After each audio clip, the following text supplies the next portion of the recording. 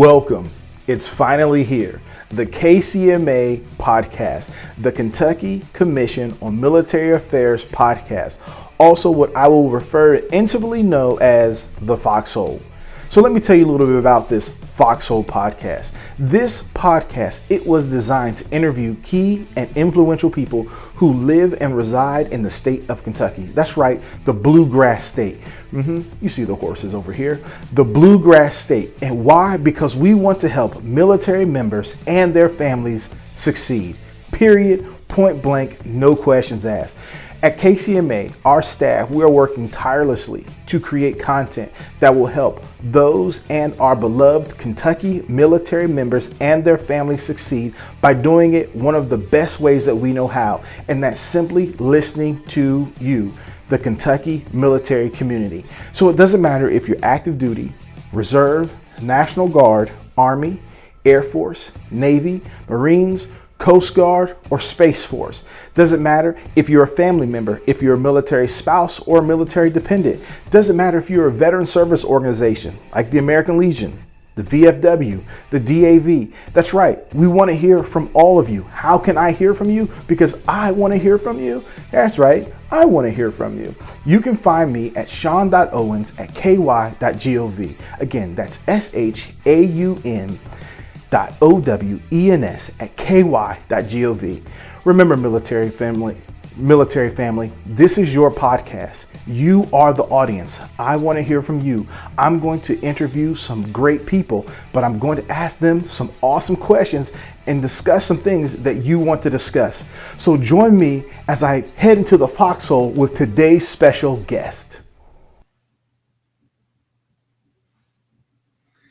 Ladies and gentlemen, here we are again in the inaugural, the very first KCMA podcast. This is amazing.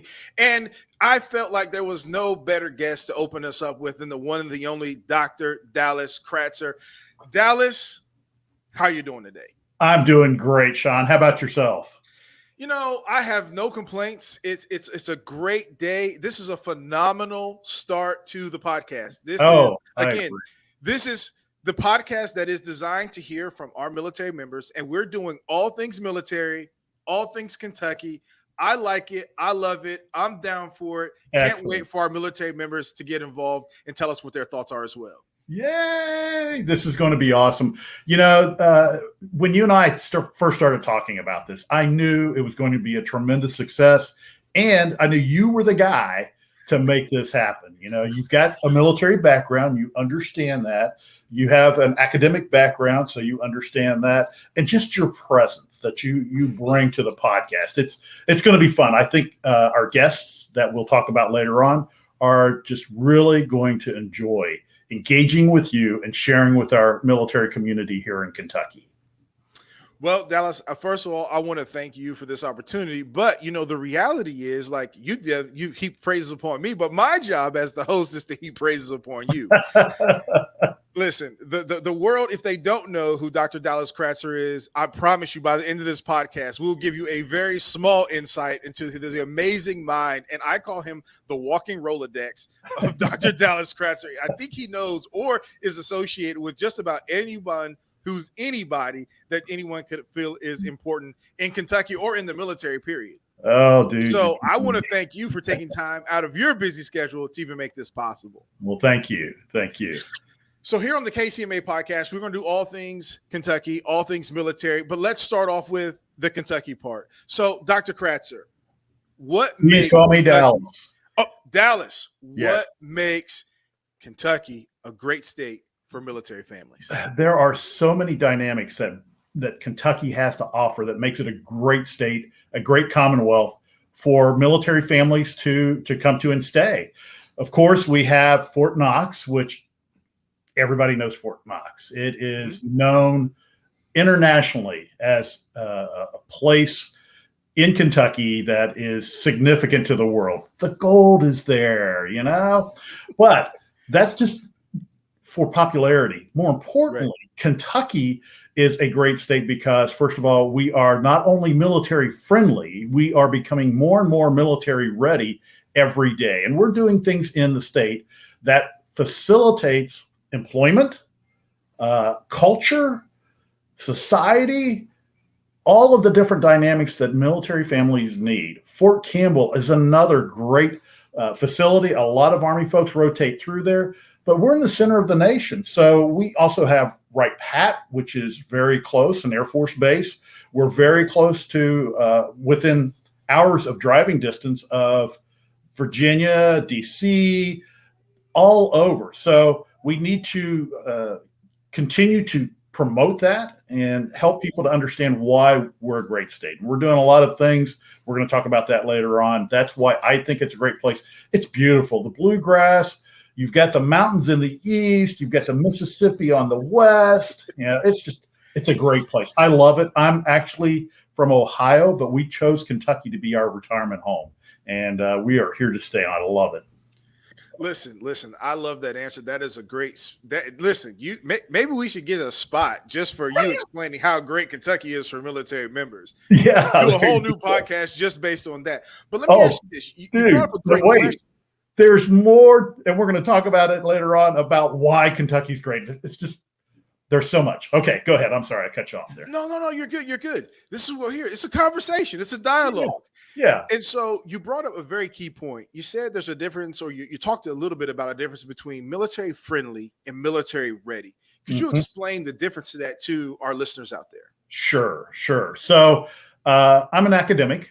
I teach. I talk to a lot of schools, and I started using this phrase probably about 3 or 4 years ago now about everyone's military friendly. Okay. But we need to be more than that. Right. Military friendly is simply saying, patting the service member on the back, saying, hey, thank you for your service. We love what you do. And in the academic setting, I would follow up with, here's the bursar's office. Go pay your GI Bill. Okay. Because, it's about the money. Right. So, but that's still the same thing in the business sector or the public sector. Thank you for your service. Hey, come and help us do whatever XYZ. We want you to serve more. All right. In Kentucky, we've changed it. I think we are changing it. And that is, first of all, our colleges and universities are stepping up to the plate, and they're going, hey, thank you for your service, patting them on the back and going, here's an academic plan that's going to help you complete your degree. And we're going to recognize your military workplace learning in your completing your degree so you can accomplish it quicker. You don't have to take courses over again that you've already successfully completed based on your military training. And, oh, by the way, here's the bursar's office. Okay. So it's about having a plan. And Kentucky has a plan on how to serve our service members. The one thing that I have found, though, is there are silos of wonderful things going on. And that's why we got into this podcast, is so that we could take some of those silos down and start helping people to see, here's why Kentucky's a great place to be. Here's why you need to look at, as a military member, what Kentucky is offering to you. And we continue to take those silos down. And we'll talk more about that throughout all of the podcasts. And that's the whole impetus to doing this podcast. Okay. I love it. That is great. I mean, I think people need to understand, especially our military servicemen, because like I know, it's sometimes you can't see the forest for the trees when you're in the military. You think that the world is just like the military. You think everybody's your friend, everybody's your battle buddy, everybody's willing to get into Foxhole with you. And then by choice or by force or by retirement or by preferment, right? You find yourself outside of the military, and it's like, and I can't speak for you, Dallas, but I know for me, it was like, it's a dog eat dog. Why is everybody like I don't have a battle buddy now. Right. It's like we're all competing to get the same thing. And it was like, you mean we can't work together to get this accomplished? Like, what's the problem? Like, yes, that is. So we go from a place of abundance mentality where we're all working together and doing great things to a scarcity mentality where people are afraid and there's just not enough pie for everyone. We, with this podcast, want to show that there's more than enough pie for everyone. There is an abundance mentality, but we need to tap into it. And this is what truly makes Kentucky different, because we have a lot of military members here. I was just at a career and college fair at Fort Knox. And what you just said, people are experiencing it left and right. But we have processes out there that our active duty members need to understand, will help them. And our veterans need to connect with the Kentucky Department of Veteran Affairs, whenever if you're a future guest, to know how they can continue to be connected. Because in Kentucky, wow, we do a lot of things military and people don't even realize it. Probably one of the coolest things that I think we do is every year, 2 weeks before Derby, we have this little fireworks display that is called Thunder over Louisville. But before the fireworks start, there is an Air Force air show that goes on, and we bring airplanes from all branches to come in and highlight that. And over 700,000 people show up for this event. They love the military. They love what they do. And again, this is where it's not just, hey, thank you for your service, but they recognize the commitment we've made and what we did in that service. And it's just a great celebration.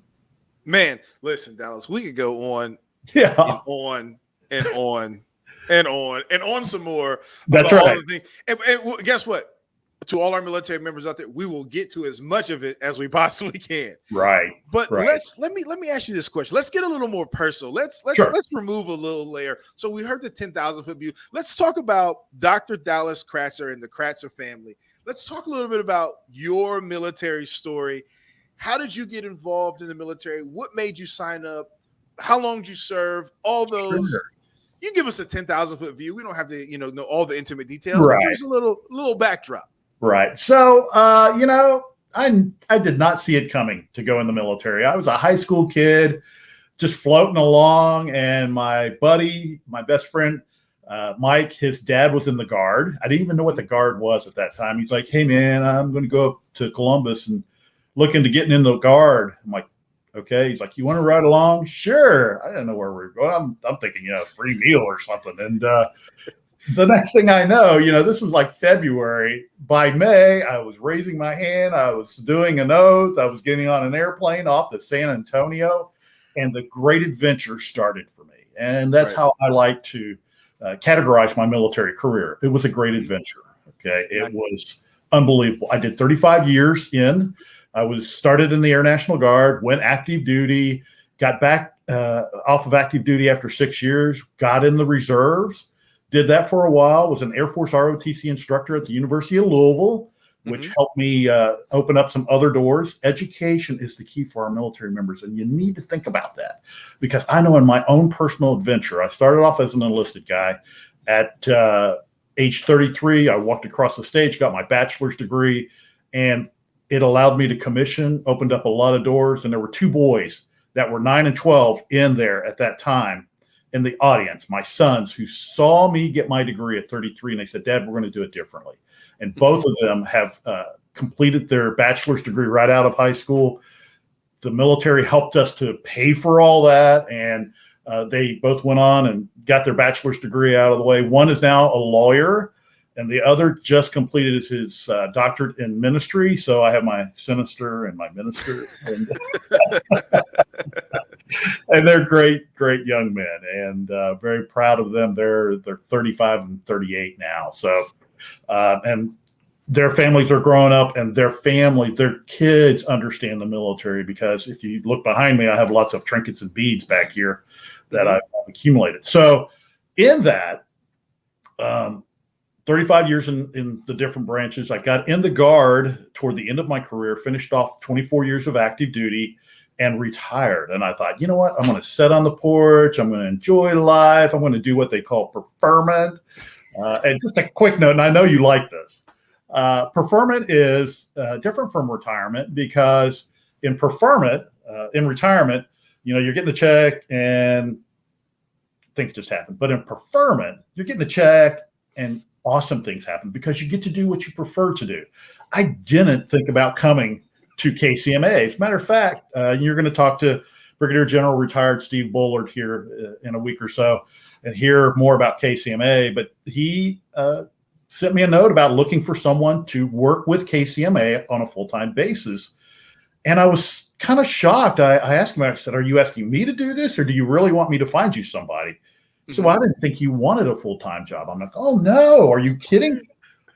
I don't want a full-time job, but I will work full-time for what you want from me at KCMA, because it is a beautiful mission. It is a fantastic mission. It's about education. It's about helping our service members. It's about helping our veterans and our military spouses to reskill or upskill into cybersecurity for jobs. So it was a perfect match. And then workforce on top of that and helping them do other things. And that was a year and a half ago. And now it's been another great adventure. And so I came sort of out of retirement into preferment. Listen, I can hear that story, and I probably have retold it. I think I even told my mom that recently. Like, are you in retirement? Or are you in preferment? She kind of looked at me like, "What are you talking about?" I love it. So I'm definitely an evangelist for preferment, and I think it's what you work for, right? At the end of the day, you work 20, 30, 40 years doing something you are passionate about, a craft you're passionate about. And when you do want to step back, you do want to be able to step back. You know what? I love this about my job, but I didn't like that about my job. Right. So if I can find something I can do just this in, that's what I would prefer to do. Right. And there's no pressure at that point in time. Hopefully, you know what I'm saying, your financial situation is a point where you can live in a great preferment status. But you mentioned KCMA, and you mentioned Brigadier General Bullard, but retired Brigadier General Bullard.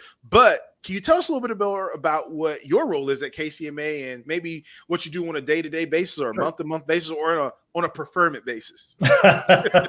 Well, as we transition from that preferment thing, that's really what I'm hoping that we can create for our service members and their spouses when they come to Kentucky, a chance to do what they're really passionate about. So back to what I do for KCMA. My role originally started off as we had gotten a grant from the Department of Economic Adjustment.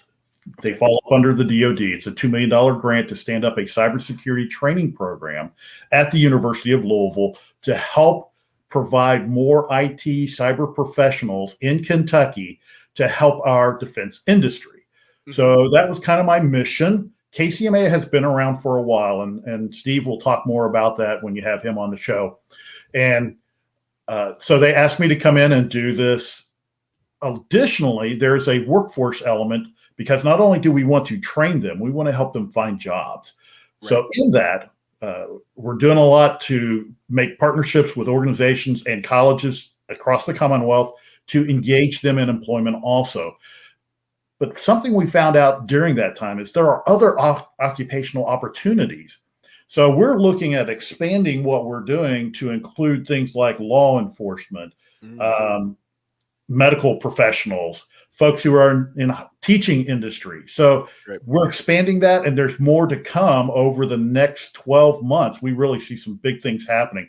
We just had a huge success this week with law enforcement, and the Kentucky Law Enforcement Council, Executive Director John Moberly has been working on developing a skill bridge opportunity for transitioning service members out of military police, security police, and so forth, to where they can come and, in their last 6 months of active duty, attend the Kentucky Academy for police officers while they're still on active duty.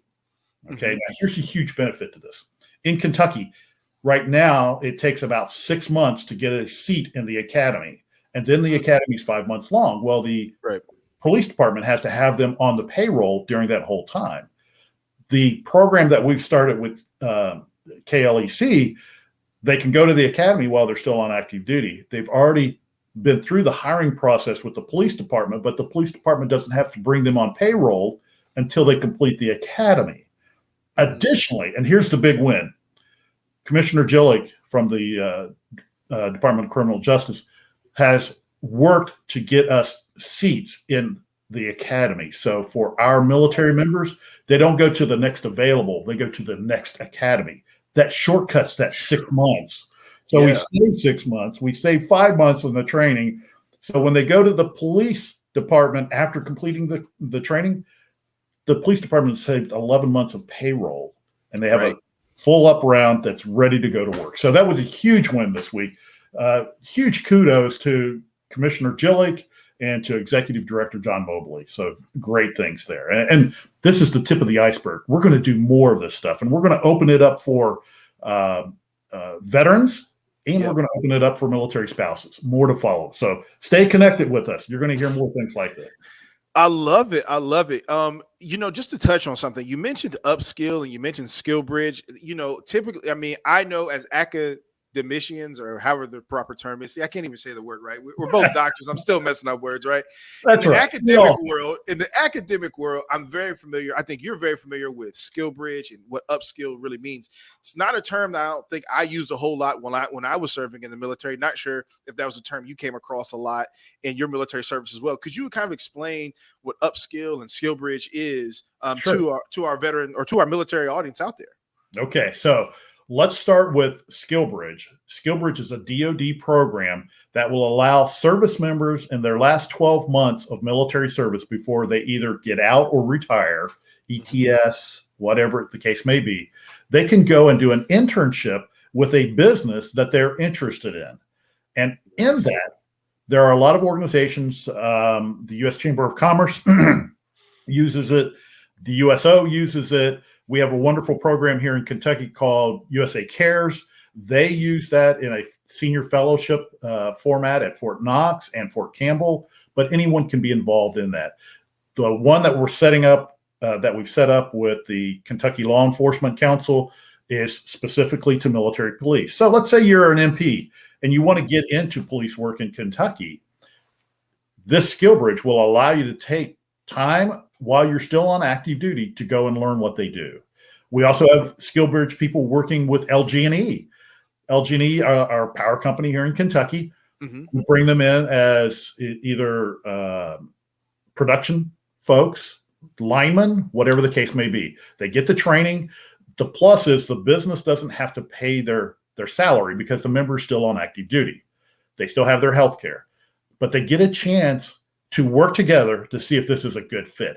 Another interesting program that we're doing is we're trying to set up a system for career and technical focused folks who are in the trades, folks who have special and unique skills in business administration, cyber, IT, computer science, to where a service member who has no degree can come to Kentucky, start doing a skill bridge with a school district to learn what it is to be a high school teacher that teaches IT, and then work on their degree at the same time at the University of Louisville. It's a program called Military Occupational Training to Education, and it's a great way to capitalize on that fantastic training they've had in the military and to put it into high schools. So that program is Heroes to Education. Again, you'll hear more about that as people continue to engage in your podcast. So let's talk about reskill, okay, and upskill. Yep. So reskill and upskill. Let's say you're a signal person, enlisted person, signal. In the civilian sector, they don't know what signal is. Signal in the Army is all about being network administrators. All right. Mm-hmm. They do all the network related type of things. Great skills, great training. So you come out into the civilian sector. We first of all want to get you the credentials that you might not have gotten while you were in the military, which is our University of Louisville C4 project, where we're doing that training at a significantly reduced cost for military members. And if you want to find out more about the C4 program, just go to your browser, type in U of L, put a space, C4, and you'll see exactly how you can get engaged. It's totally online so that they can do it while they're still on active duty. Additionally, the USO's got a great free program with Google IT to get a Google IT certificate while you're still on active duty. And I'll send you the email if you can plug it into the website, and we can get them started on that too. And what that does is we're creating pathways to employers in Kentucky that when they hear that you're going through our C4 program, they go, okay, we know what this is. We know what the product is. We want you to come and work with us. We want you to come and do an internship. So that's upskilling. Reskilling is that person who had no clue what they wanted to do when they got out of the military. Trust me. Right. We've all been there. Okay. Just give me a job. Yeah, I just want a job, making a decent living. But that's the advantage of SkillBridge. When we talk with these employers who we want to start up a SkillBridge program, we say, okay, understand, this is a person who has this much training and they've been in the military this long, and this is the pay that they're expecting. So we can lay that foundation to say, we're not looking for entry-level positions.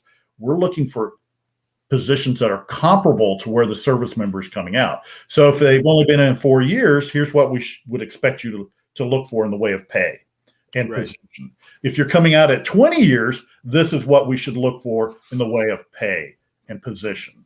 So it matches up well. But some people want to reskill. They want to go into something different. I just talked to a guy at that career fair at Fort Knox who said, there's not a lot of business for being in tanks in the civilian sector. I'm like, you're right. It's sort of like a bomb hanger on a F-16. Not too popular hanging bombs on airplanes in the civilian sector. But we talked about the C4 project. And he's like, that's something I could be interested in. That's something I like. Great. So we're going to take you from a skill that you were in and put you in a different skill. But we're also going to talk about, here are the entry points and here are the things that you need to do to prepare yourself. So that's taking someone, moving them from what they did in the military to something new and different.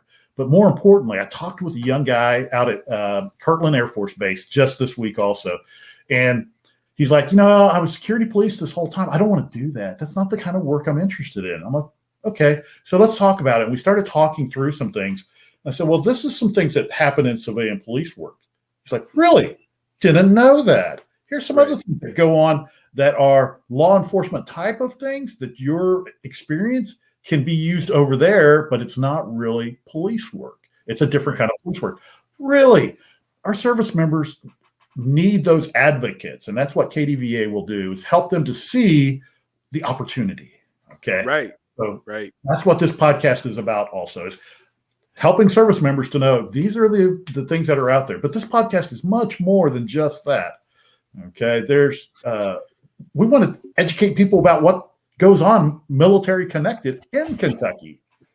Right. And I know that's one of your questions later on, and I'm jumping ahead, but I get no, you are perfect. There's no way to jump ahead. This is a conversation. It's just an interview. I mean, not just me and you. I mean, the whole, if you're on, whether you're at Fort Knox, Fort Campbell, whether you're, and hopefully this podcast goes out. And so whether you're about to be ETS or PCS to these locations, you need to know, hey, this is the state that you're coming into.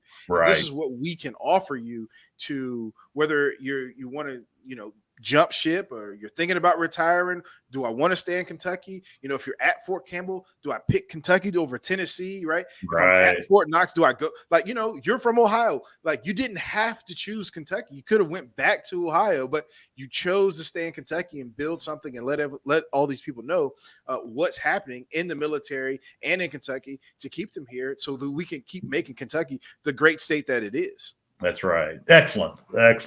Cool. So let me ask you this. Sure. We both are, obviously, if you see my name on the screen, I got an EDD. I have my doctorate, Dr. Kratzer, aka Dallas. He clearly has his doctorate degree. Well, clearly we are fascinated with academics, right? We're passionate about exactly. One thing that I've noticed, that another term that I'm going to just bring up here and let you discuss and hammer out, because I know you're a much better subject matter expert in it than I am, is that there's a term out there called prior learning assistance, PLA. If you're in the military, I will bet my paycheck that if I went up to a service member and asked them, do you know what PLA is in the academic world, I guarantee you they're going to say no. And when they say that no, that's not good. I think we're finding that out across the country. Not understanding what PLA is in the military, because what you're going to do is you're going to spend more time in school than you need. You're going to spend more money than what's necessary, right? So if you could you kind of allude or talk about prior learning assessment? Sure. So prior learning assessment is something that's been going on for years and years and years. The American Council on Education, ACE, has done this for the military since 1918. Okay. A lot of folks don't realize that. 1918, the War Powers Act put this idea in place of helping military members attain their education. Right. In 50s, it became more about the workplace learning that they were doing, because the military training that we have is phenomenal and it opens up doors for you. but we needed a way to articulate it to where colleges would understand it too. So this idea of prior learning assessment came along, and what happens is when a service member goes in the military, they get some initial training for their career field, and then they serve in that work. It's been evaluated to determine if there's college level learning that can be identified for college credit at universities across the country. So I've been doing this for a while, and when I talk with military folks, I always kind of talk about, okay, how many of you, everybody raise your hand. How many of you have a college degree? Put your hand down. And there are a few that put their hand down. How many of you have taken some college courses but haven't completed? Some others put their hands down. And okay, so how many of you have zero college? And there's always a group, about a third of them, with their hands still up. I'm like, okay, this was a trick question, because you know what? You really do have college credit. And let me tell you how. Through your military workplace learning, you have college credit. And there are universities out there that will use that. I want to talk about a couple specific universities. Full disclosure, I teach at the University of Charleston, West Virginia.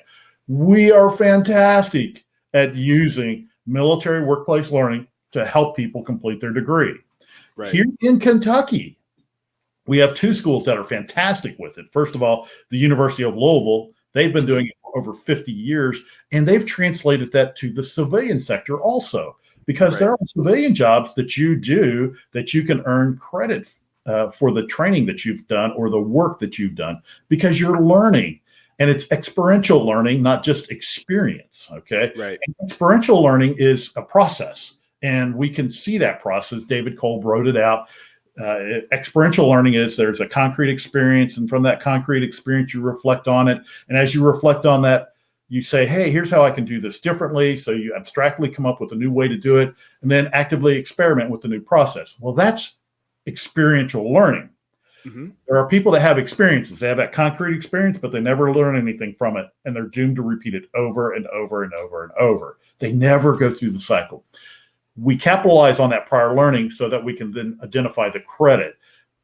For example, if you're in that cyber community and you're a high school student and you go into the Signal Corps, you earn 17 college credits in IT networking in your initial training in the first year that you're in the Army.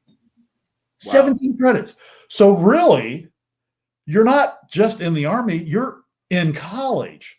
And when I do that little thing of the trick question, how many of you have no college credits? That's why I tell them, put your hand back up, or put your hand down, because you have college credit. You just need to capitalize on it. And if you've been in the military any length of time, it'll help you to complete your bachelor's degree. For example, there are schools that many of our service members are already halfway through their bachelor's degree because of the workplace learning that they've had. And we want to help people to know that and understand it. It also applies to corporate America. Here's a way wacky thing. The American Council on Education assessed the store manager training for Dollar General, 9 credit hours in management, business, 9 credit hours. There are 4,000 plus Dollar Generals, and these folks have already completed almost a semester of school. Correct. Having their degree done. Yeah. I wrote an article for Witchy on that. It's out there. You can Google it, Recognizing Learning in Military and Corporate Settings. It's an interesting article. So yeah, but that's what it's about. It opens doors. Right. And it's not about shortcutting. It's not about you're missing out. You're not missing out on anything. You're getting something that you really want, and you're getting to the finish line a lot faster using the expertise and the experiential learning that you've already attained by just living life and doing a job every single day, or completing a course, or getting a certificate, or going through a training, or there's a million ways to get this done. And especially for our military members, you're sitting through these diversity trainings, you're sitting through these, finance courses, you're sitting through these budgeting courses, you're sitting through these leadership courses. These are all college. You're completing your degrees, taking time away, cutting time in half to get to that finish line. Because again, we've all been there. You Yes. can't see the forest for the trees. You're in the military. You're working hard every day. You're doing your job. You're getting promoted, but at some point, you're like, I have to get a degree because either you need for the promotion points.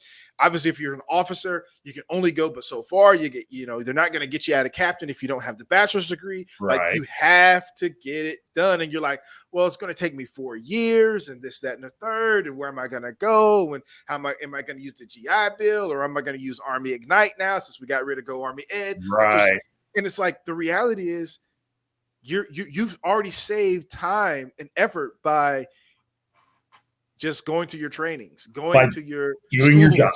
That's right. Job. Yeah. So taking a semester or two off of your degree. Go ahead. Yeah. So here's another thing that folks will say. They'll say, "Oh, I got my military transcript. It's called a joint service transcript, and they gave me this much credit." I'm like, "Oh, no. They didn't give you anything. You earned it. Just like you would have sat through a college course, you sat there through that training. You did that self-directed learning in the workplace, okay? So understand that. This isn't something that's just given to you. You've earned this. And in earning that, you need to maximize it. So 100%. 100%. Dude, we can talk all day about this. Yeah. And let's go to one more place. Sure. You talked about having that degree. When you come out of the military, you've had wonderful service, and there are some jobs that will recognize that. But in the civilian sector, it's a piece of paper that can sometimes be that differentiator between you getting it and not getting the job. Experience is wonderful. It's fantastic. But that's the gatekeeper. An associate degree, a bachelor's degree, a certificate. For example, you can get a great IT job with a certificate. Depending on what the certificate is. You get into the management of IT jobs with a degree. All right. So understanding that. Yeah. Yeah. And these are things we want to educate people about here in Kentucky. Every day. Every day. We don't want it, I don't think anyone wants you to leave the military and not be prepared, because there is an adjustment. Civilian world is totally different. The expectations are a little bit different. They're not totally different. They're just slightly modified enough that, obviously we all have a military background, adapt and overcome. We've heard it a million times. And that's really what you're trained to do. You will adapt, you will overcome. But instead of being stressed out, frustrated, upset, angry, right? It's just really about saying, you know what? There's an education piece that closes that gap, that reduces that stress, that reduces that frustration. And all we want to do on this podcast is give you that education, right? So that you aren't stressed. Your family isn't concerned. You don't put yourself in a bad situation. You don't go to I don't want to say a bad institution, but we all know that they're out there, right? And you've given them your time, you've given them their money, and then you find out your degree isn't worth anything. Right. Let's avoid all that. Yes. And that's, again, a part of these podcasts is to give you or expose our veterans to those things in our community that will help them succeed. And that's why we're going to have a very wide open and varied type of thing. And I'm going to throw a pitch in here that you and I talked about. I mean, this was your idea, but I'm going to say it for you. We want to hear from you guys. We want to hear what you want us to talk about on these podcasts. Who do we need to talk to for you? That's it. Yep. If they still told you no, maybe they'll tell us yes. Who knows? Yeah. Right. That's right.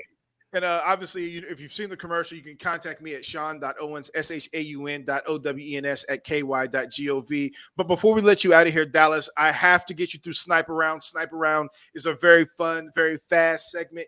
It's a segment where I'm going to ask you 5 questions, right? Okay. Really and your target's coming up. Okay. See how fast you can knock them down. Okay. Are you ready? All right. I'm ready. Dallas, here we go. Round 1, Sniper. Target coming up. See will you knock it down. What was your favorite military duty station? So, I've thought about this one. I really loved Langley Air Force Base. It's a beautiful base. I had a great time there. My youngest son was born there. Lots of personal development there. That's where I realized I needed to get my college degree.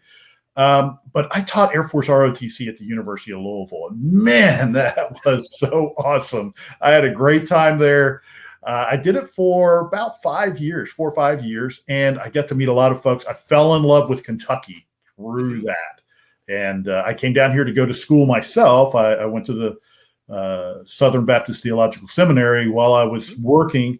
And, but yeah, the University of Louisville has a special place in my heart. And so it was great there. Those were the two. So I'm taking that liberty. Okay. I love it. I love it. Target came up, target got knocked down. Yeah. Second round 2, next target.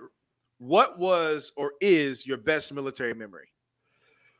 So I have so many memories. There were so many cool things that went on, but the highlight of my Air Force career was deploying with the Kentucky Army National Guard in 2012 and 13. Air Force guy going on an Army mission. I never shot a weapon so much in my entire military career. In the Air Force, 30 years in the Air Force, and in 1 week, I shot a weapon more than I did the entire time I was in the Air Force. All right. We deployed to Afghanistan. There were 39 of us, 9 airmen, 30 Army. It was a great experience. And kudos to what our Army does to help prepare our service members to go out there and to come back.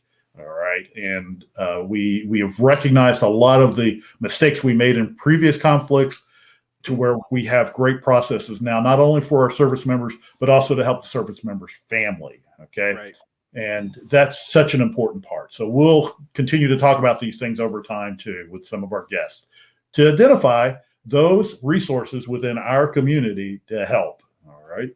No doubt. No doubt. That was a great answer. I love it. I love it. I'm sure they'll love it too. All right. Next question. Target coming up. Let's see if Dallas can knock it down. Here it is. All right. What was your favorite military training exercise or military training school? Okay. So if you look over my shoulder here, you're going to see, let's see, it's over here. There's a plaque back there. I'm not sure it was my favorite, but I went to a school called the School of Advanced Air and Space Studies. It's my most memorable. Gotcha. Because it was the book a day club. I had to read basically a book in almost every day. We had a great field trip to a beach in Omaha, and I'm not talking Nebraska. And but I read 187 books in that year, earned a master's in military strategy from it, and it was a great experience. Wonderful team to work with, and it was a great opportunity. So, okay. Yeah. I love it. I love it. That is very challenging, by the way. Yes. Yes. So next question, target coming up. Let's see how Dallas knocks it down. All right. I know no one ever seeks these things, but this is what we're going after. What is one military award you wanted to get, but it just slipped through your fingers? As far as getting awards, my philosophy is you just do the work and the things come along. All right. But there was one that's a really unique award that would have been nice. I was nominated for it one time, and so that's why it's on my radar. But there's a program called the 12 Outstanding Airmen of the Year, and it's based on your volunteerism and the things that you do in the military community and such like that. So I was honored to be put in for that. I did make it through the first round, but didn't make it into the finals. Okay. Right. So I made the semifinals. And so that would have been cool because it's a recognition of what you've done. Fortunately, the military also has a volunteer service medal. So if you volunteer and do work, you can be recognized that way. So I did earn that one, which led to the other. So that would probably be it. I had a great career, and fortunately I had leaders that recognized what I did. No doubt. No doubt. Yeah. I love that. All right. Because it just goes to show, right? You can always aim high. What's the old saying? You can aim for the moon, and if you fall short, you land amongst the stars. So yeah, exactly where you're at. You landed amongst the stars. Yes. Last question. Sniper round, question 5. Target coming up. Let's see how Dallas knocks it down. If you could do your military career all over again, is there anything? I'm not going to say what would you do, but is there anything that you would have done differently?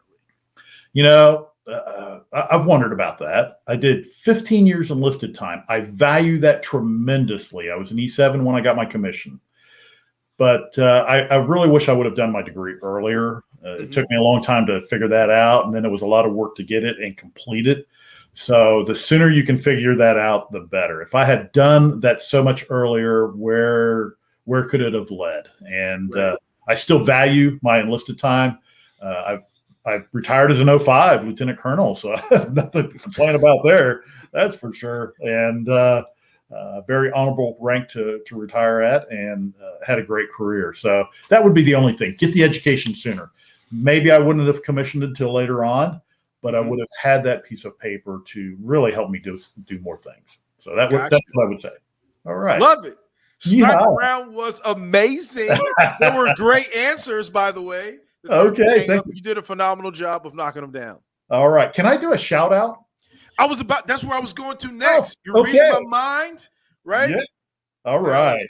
Here's our shout out, our podcast shout out. What organization would you like to highlight or give a shout out to? So, Psych Armor is a great program. They sent me this coffee cup. Nice. Psych Armor is a nonprofit online program that was started by a military spouse. Her husband was in the Marine Corps, retired out of the Marine Corps, and continues on in that way. We have Tina Atherall is the CEO for the company. And what their mission is to help educators and employers to better understand the military community. What a great program, okay? And the way that they do this is through video vignettes. Their best one, the one that's the most popular, is 15 things military people want you to know. And I refer every business person to this, every educator to this, so they can better understand military people. They started this off in a very small, just a couple questions, and it grew to 15 things. And now, man, everybody. I was just talking with Barbara Kent at EKU.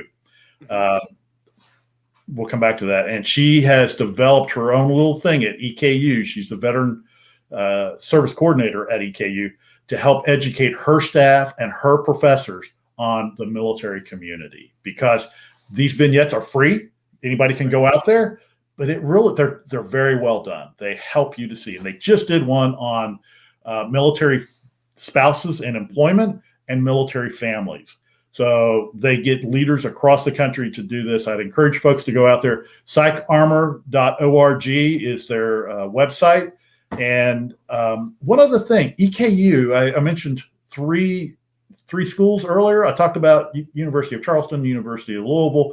EKU is probably one of the best schools right now for military members to maximize their college credit. Okay. No doubt. They are leaps and bounds ahead of everybody else. And President McFadden, I would like to recognize him and his efforts, and they just continue to do more. More importantly, he has a resource in Barbara Kent, unlike any other. She worked with every department chair to maximize military credit recognition. So great stuff there. And Barbara, if you're out there listening, we're coming for you. Just FYI, we are coming for you.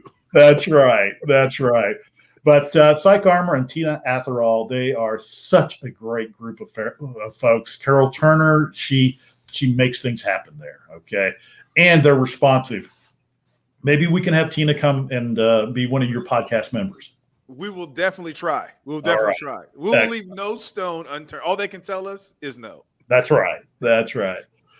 All right, that's all I got, man, for now. That's all you got? Well, listen, before we let you go, man, we've been on here. We've talked everything from communication, education. We've talked about the Air Force. We've talked about EKU. We've talked about U of L. We've talked about C4. We've talked about being a police officer. We've talked about a lot in these 45 minutes we've been on here. But before I let you go, Dallas, I gotta know, what do you hope our listeners get out of this podcast from listening today? I hope that they get so interested in what's going on in Kentucky in relationship to our military communities that they can't wait for the next podcast to come out. That's what I hope, because not only are you going to be interviewing people like myself and other organizations, but you're going to be talking to the military leaders at our installations, Bluegrass Army Depot, Campbell, Knox, Guard, Reserve, the Adjutant General. These are people that will give you more information about all things military in Kentucky. That's what I hope, is that they'll be excited to know what's next. And they're going to send you emails saying, okay, how about something on this? Or how about something on that? How can I get a job? How can I do my education? Where do I need to go? Where can I find out about my benefits? Yes. as a veteran. So that's what I hope. More and I don't. The one thing one other bell I want to ring, that people understand, military service members and their spouses, veterans understand there's great opportunity. You need to capitalize on your educational opportunities and the benefits you've earned for serving our country. And thank you for that. We are not only veteran friendly, we are veteran ready, and we want to serve you. Okay. There you go. Dallas, amazing. Thank you for taking time out of your day. Thank you for being on the podcast today. The podcast, we are really going to ensure that we do all things military, all things Kentucky, because we know Kentucky is the state that is military ready. So Dallas, thank you, thank you, thank you. Couldn't have done it without you. You're a phenomenal first guest. You gave us plenty of information. In the closing thoughts and in the show notes, I'll definitely put information, all the tags, all the things they can, if they need to click on a link to get anything out there. Our show notes will be available for them. So Dallas, again, can't thank you enough. I told you he was the walking military Rolodex. Now you got a glimpse of what I get to listen to when talking to Dallas anytime we talk anything military or Kentucky. So thank you, thank you, thank you. Thank you.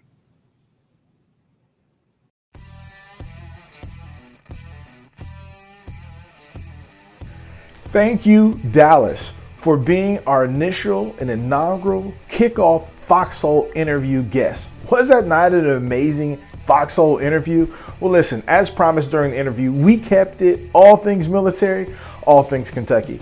But don't forget, I want to hear from you. That's right. I want you to blow up and break my inbox. Email me at sean.owens@ky.gov if you want to learn more information or just tell us about more information you would like to know about. Listen, I thought that because Dallas gave this company a special shout out, I'm going to give them a shout out too. Psych Armor. This is what I want everyone to do. If you haven't heard of them, go check them out. Go to www.google.com, type in Psych Armor into the search box, hit enter, and pull up their website. Get all their information. Get as much stuff. Learn as much stuff as you possibly can, because this is what I really want us to do. I want to recap today's interview. Why? Because it was very critical. Dallas brought out some very key things. The biggest thing was he wanted us to capitalize on our education opportunities, as well as capitalize and become better communicators, understanding that our military lingo is not the same thing as corporate lingo, and we have to be quote unquote bilingual in both. So listen, we've all heard the phrase adapt and overcome, but this is what I want this military community to do, coming from the KCMA podcast, being that we are going to go deep into the Foxhole every week with great guests. I want us to adapt and overcome, but I also want us to do one more thing. I want us to succeed. So until next week, Foxhole guests, KCMA podcast aficionados, this is what I want you to do. I want you to adapt, I want you to overcome, but most importantly, I want you to succeed. I'll see you next week.